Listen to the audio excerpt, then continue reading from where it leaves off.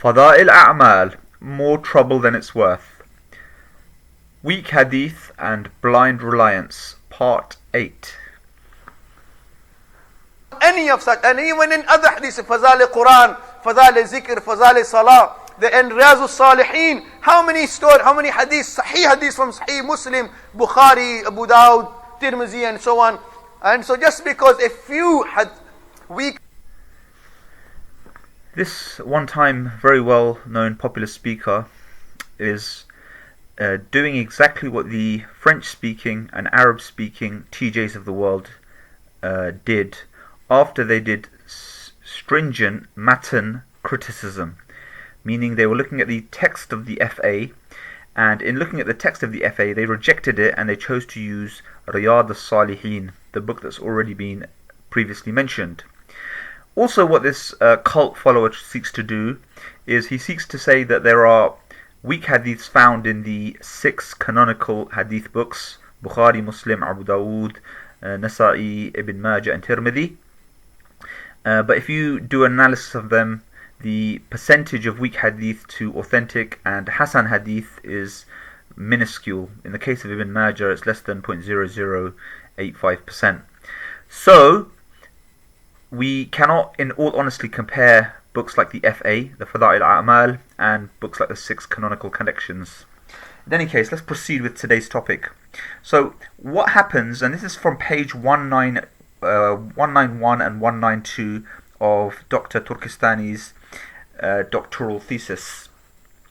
He says on page 191 that the author, meaning Muhammad Zakaria, he repeats the same mistake, or he makes an allusion to the source that he found the hadith in. So he doesn't actually say it specifically from this particular source, but he makes an allusion to it. And sometimes this results in some sort of ambiguity that would distort the reader's understanding. Basically, in simple English, he's not clear in how he attributes the hadith. And in the footnote, it says, after a long research, so there's one hadith found in the Fada'il of the Quran, in Sunan, basically the book of FA, the title is called Fada'il al-Quran, and he makes a link to Sunan al-Darimi, which is a very, very famous hadith book. And in his, after a long research, it was found that the hadith was not in Sunan al-Darimi. So Sheikh Zakaria is making a claim that it's found in a particular book, and it's not found in that book at all. Hence it appears that the author of Mishkat al-Masabih, the book that Zakaria was quoting, he got it wrong, and Zakaria followed him without any scrutiny, and hence repeated the same mistake.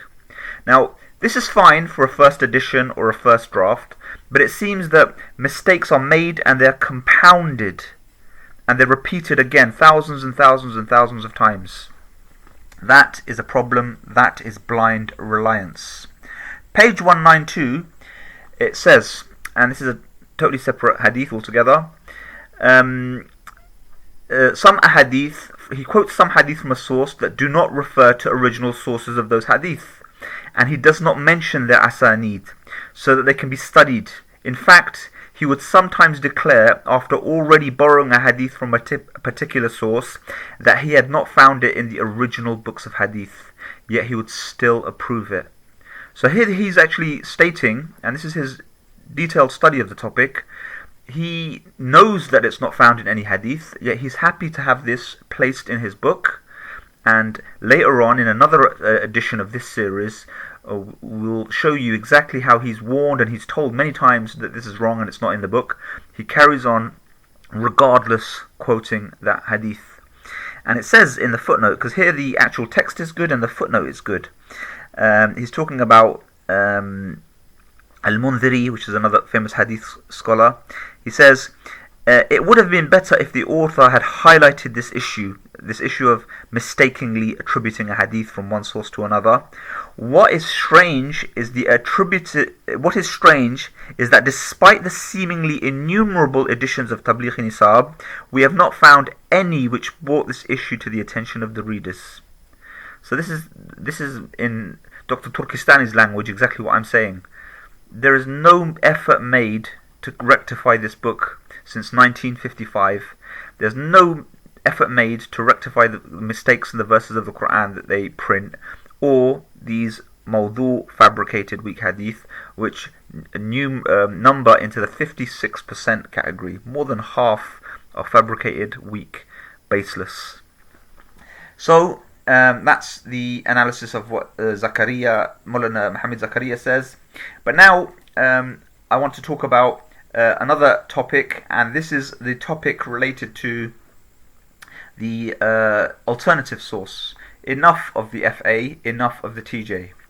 This is a book by a scholar called Muhammad Hashim Kamali, and he was a scholar that did his doctoral work at the School of Oriental and African Studies, and this book is called A Textbook of Hadith Studies, Authenticity, Compilation, Classification and Criticism of Hadith. He says, and this is a bit of a flight of, it's a deviation from what we've been talking about, but it's talking about Shia Hadith. So this is a whole corpus of Hadith that is separate from the Sunni tradition, and it says, this is on page 215, Shia scholars have expressed reservations over the existence of questionable materials in their hadith collections, as well as over the reliability of hadith in religious matters. So he's discussing exactly how Shia approach hadith and the reservations that they had over the material found in their collections. And the reason why there is objectionable material in their collections, according to Kamali at least, is simply because their hadith do not refer back to the Prophet Muhammad alone, but they refer back to all 11 Imams.